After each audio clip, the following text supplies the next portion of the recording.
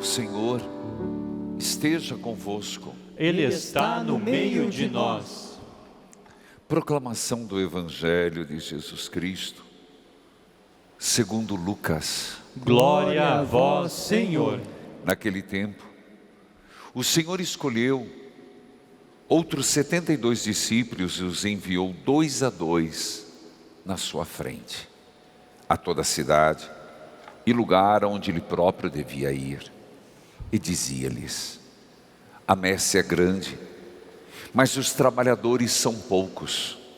Por isso, pedi ao dono da messe que mande trabalhadores para a colheita.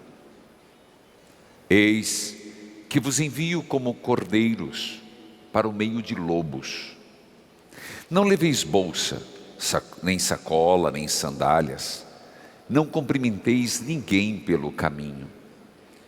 Em qualquer casa em que entrardes, dizei primeiro: a paz esteja nesta casa.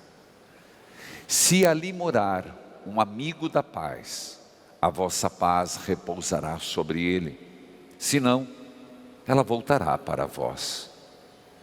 Permanecei naquela mesma casa, comei e bebei do que tiverem, porque o trabalhador merece o seu salário. Não passeis de casa em casa.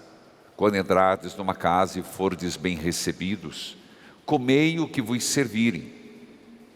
Curai os doentes que nela houver. E dizei ao povo: o reino de Deus está próximo de vós. Palavra da salvação. Glória a vós, Senhor. Que a palavra de Deus perdoe os nossos pecados. Amém. Chagas Abertas,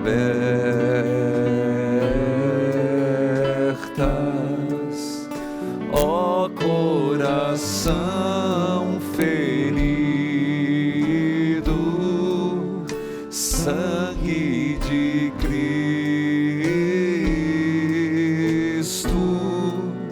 está entre nós e o perigo. Canta comigo essa frasezinha: chagas abertas,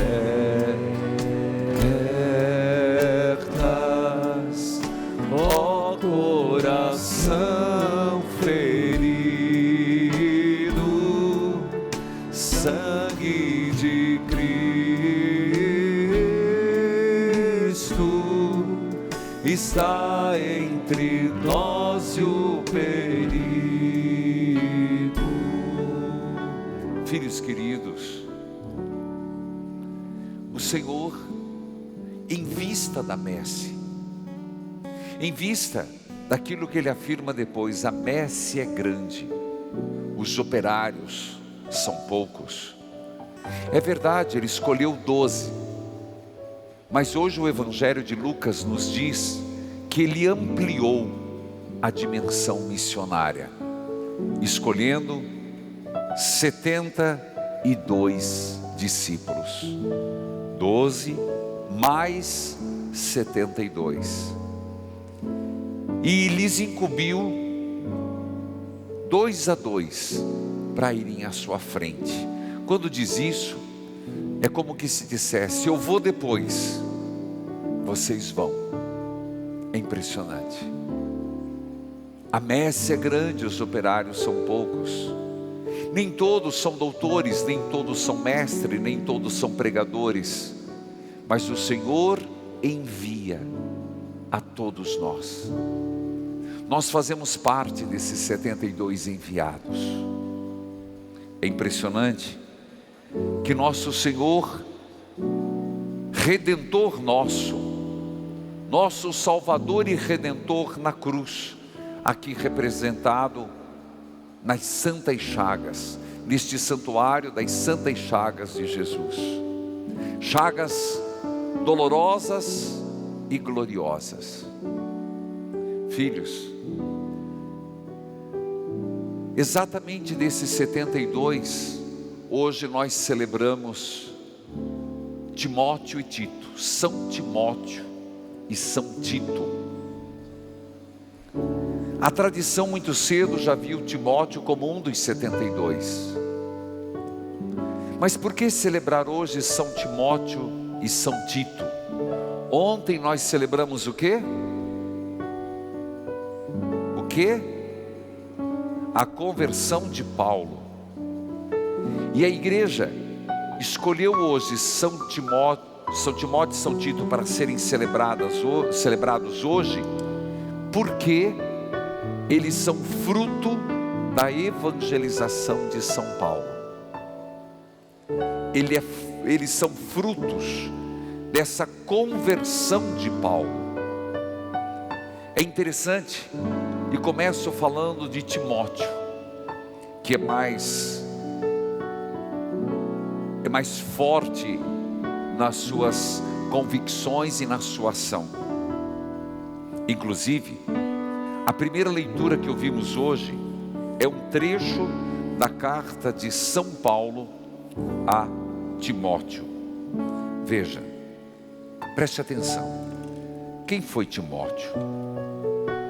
Timóteo, ele veio do judaísmo. Timóteo era um homem formado pelo judaísmo. O seu pai era pagão.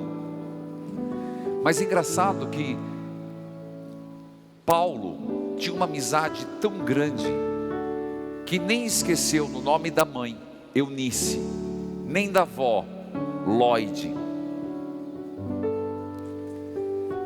Timóteo, apesar de ser judeu, e foi educado como um judeu, era um meio passo, até que um dia, Timóteo, sua mãe Eunice e Lloyd, sua avó, foram a uma pregação de São Paulo. Olha que coisa linda. E quando Paulo, apóstolo, aquele que falava com convicção, que fez a experiência de Jesus, lembra? A experiência pessoal com Cristo, ele falou com tanto ardor, com tanta convicção, que Timóteo, sua mãe, sua avó, se tornaram cristãos e foram batizados. Timóteo tinha aproximadamente 20 anos, tanto que numa das cartas, Paulo vai dizer assim: olha, ele é muito jovem, mas que isso não seja motivo de não escutá-lo. E tu, Timóteo, te tornes um homem irrepreensível. E de fato foi. Timóteo, ele esteve na vida de Paulo, tanto que Paulo o cita, ou no Novo Testamento, 24 vezes o nome dele é citado. Ele foi muito presente na vida de Paulo, fruto da evangelização. Timóteo, na primeira fase que Paulo esteve preso em Jerusalém, ele teve uma fase que ele ficou preso em Jerusalém, depois ele saiu, apelou para Roma, e na segunda fase ficou em Roma, 2 prisões em Roma. Mas nessa primeira fase, Timóteo ficou com Paulo, apanhou com Paulo. Timóteo, um homem jovem que foi amadurecendo, foi para a comunidade de Éfeso e foi aclamado bispo. Foi confirmado depois por Paulo para ser referência em toda a Ásia Menor. Timóteo, um homem que se preocupava com Paulo, tanto que em várias intrigas em Corinto, e também foi a quem Paulo disse assim: Timóteo, quando na última fase da sua prisão, está ficando frio aqui em Roma, venha me visitar, venha ficar comigo, e não esqueça de trazer a minha capa, que eu deixei lá em Troade, está frio. É impressionante essa intimidade que Paulo tinha com Timóteo. Mas o que é mais impressionante, além dessa amizade em Cristo, é como o Evangelho produz vida nova. São Timóteo morreu porque, segundo os escritos e a tradição, eles iam fazer uma grande festa a uma deusa, Diana. E Timóteo foi e disse: essa festa que vocês vão fazer é uma festa que não tem sentido algum. Ele foi apedrejado e morto também por pauladas. Meus irmãos, seguir Jesus Cristo é isso, é dar a própria vida. A messe é grande, os operários são poucos. Pedi, pois, ao Senhor da messe que mande operários para a messe. Paulo, fruto do encontro com Jesus, gerou Timóteo, não biologicamente, mas gerou para a graça. Eu te pergunto, a messe continua grande mais do que nunca. A messe é grande e nós somos esses 72 enviados. Também se celebra Tito. Tito aparece menos. Timóteo Paulo escreveu 2 cartas, a Tito escreveu 1. Tito aparece menos, mas não quer dizer que seja menos importante. Tito não veio do judaísmo, ele era pagão e se converteu, tanto que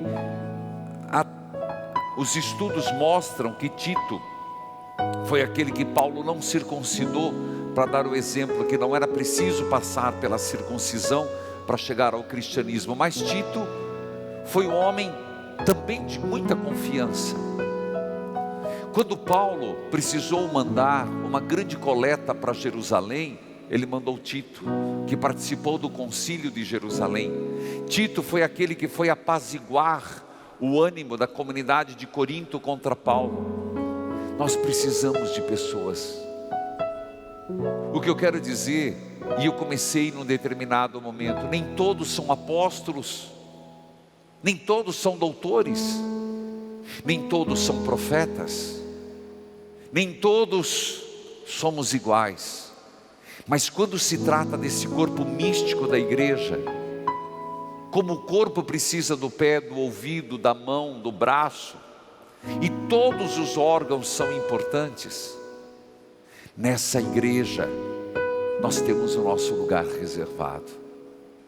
Eu contei um pouco de Timóteo, contei um pouco de Tito, lembramos de Paulo, e perceba como cada um ajudou como pôde, do jeito que pôde. E a pergunta é, como igreja, como parte desses 72, o que eu estou ajudando a fazer com que a igreja seja mais viva? Qual é a parcela da minha contribuição? E se pergunte, para que a igreja seja mais presença no mundo, onde eu vivo. Usando a palavra, onde eu estou sendo esse tentáculo, essa extensão da igreja no mundo. Timóteo não morreu martirizado, provavelmente morreu mais ou menos com 94 anos em Troade, onde ele também foi bispo. Portanto, aqui nós temos dois grandes santos que remontam ao início da igreja, formas diferentes de servir a Deus. Qual é a tua forma? O que você está contribuindo para Jesus Cristo, para o reino?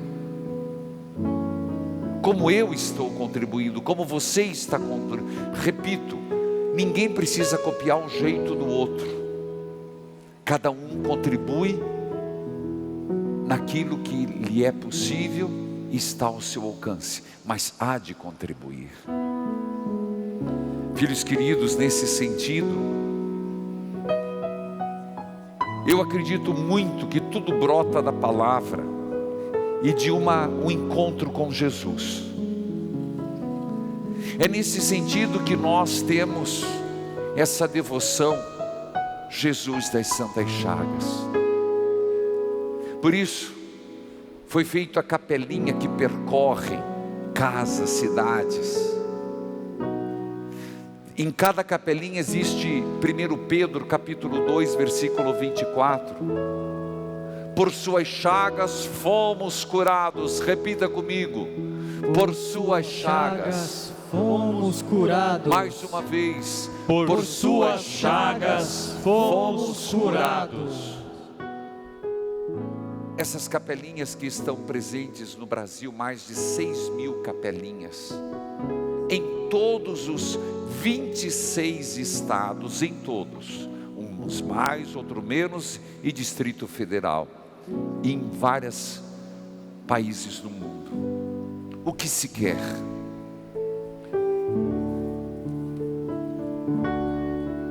Precisamos ser curados. E não é só da pandemia. Nós precisamos ser curados como um todo. Você lembra que o texto do Evangelho dizia assim: quando chegardes numa casa, deseje, a paz esteja convosco. Se lá tiver alguém amigo da paz, a paz vai e fica. Senão a paz vai e volta. Você escutou isso no Evangelho? Vou repetir. Se chegardes numa casa, não leve sacola, não leve nada. Coma o que te oferecerem, coma, beba o que te derem. E diga para a casa, a paz esteja nessa casa. Se naquela casa tiver alguém que é amigo da paz, a paz vai e fica. Senão ela volta para você. Eu te pergunto, além da pandemia, do desemprego, de acidentes, como aconteceu, lamento, lá o pessoal do Pará, que morreu aqui, inclusive temos televisão lá, estão transmitindo, meus sinceros sentimentos a todas as famílias enlutadas pelas vítimas do acidente de ônibus aqui descendo para Santa Catarina, meus sentimentos. Mas ao mesmo tempo, curados na família,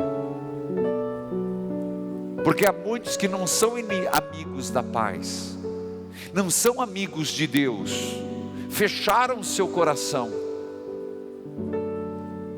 Quando nós estimulamos, primeiro, que tenhamos devoção a Jesus das Santas Chagas, é para lembrarmos que essas chagas foram o preço da nossa redenção.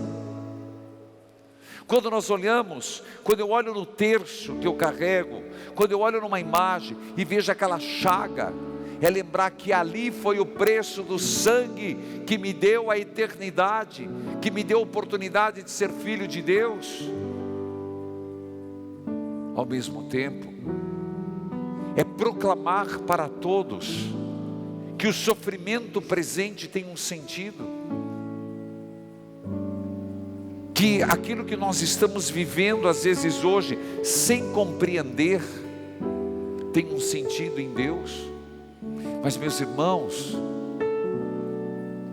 nessa pandemia, quando eu vi aquela enfermeira lá no Ceará, conseguiu com os médicos, pegou aquela capelinha e foi andando. Vocês devem ter visto na TV Evangelizar, eu também coloquei nas minhas redes sociais, os enfermeiros passando com a capelinha e jogando água benta nos enfermos. Eu lhe pergunto, não tem valido a pena? Quando a gente escuta testemunhos dizendo, pelas santas chagas de Jesus, como hoje no rádio, meu filho largou as drogas. A devoção das santas chagas não é minha, é só lembrar o Cristo na cruz, com os cravos, com a lança, o Cristo se apresentando a Tomé. Então parabéns a todos que são mensageiros e mensageiras. É verdade que nessa pandemia não está dando para levar a capelinha de casa em casa, compreensivo, e é assim que deve ser. Mas os grupos estão lá. Os grupos estão lá, seja por WhatsApp, seja de alguma forma. Mas você está semeando a paz. Você está semeando a fé. Quem é mensageiro, quem é mensageira, está semeando a oportunidade de pessoas se converterem. A messe é grande, os operários são poucos. Timóteo do seu jeito, Tito do seu jeito, eu do meu jeito, e você sendo mensageiro, mensageira da capelinha. Padre, mas é tão pouco. Não é. Nós não conseguimos mensurar a ação de Deus. Não me canso de dizer que essa capelinha não quer competir com a de Nossa Senhora. Aquela que as dioceses, as paróquias têm, não é para substituir. Aquelas com a doação que é colocada no cofrezinho ajuda muitos seminários. Por isso as nossas capelinhas não têm cofre, e não está autorizado a ninguém pedir dinheiro em nome da capelinha das Santas Chagas. Não é esse o objetivo. Nós não queremos dinheiro dos mensageiros, das mensageiras, nem daqueles que recebem a capelinha. Nós não queremos. Se querem ajudar, torne-se associado, é outra história. Mas não é para fazer coleta, não é para quando a capelinha tem que dar uma ajuda, não. Se é para ajudar, que seja associado. Essa capelinha ela quer espalhar a devoção de Jesus das Santas Chagas, que é o ato mais profundo da nossa redenção.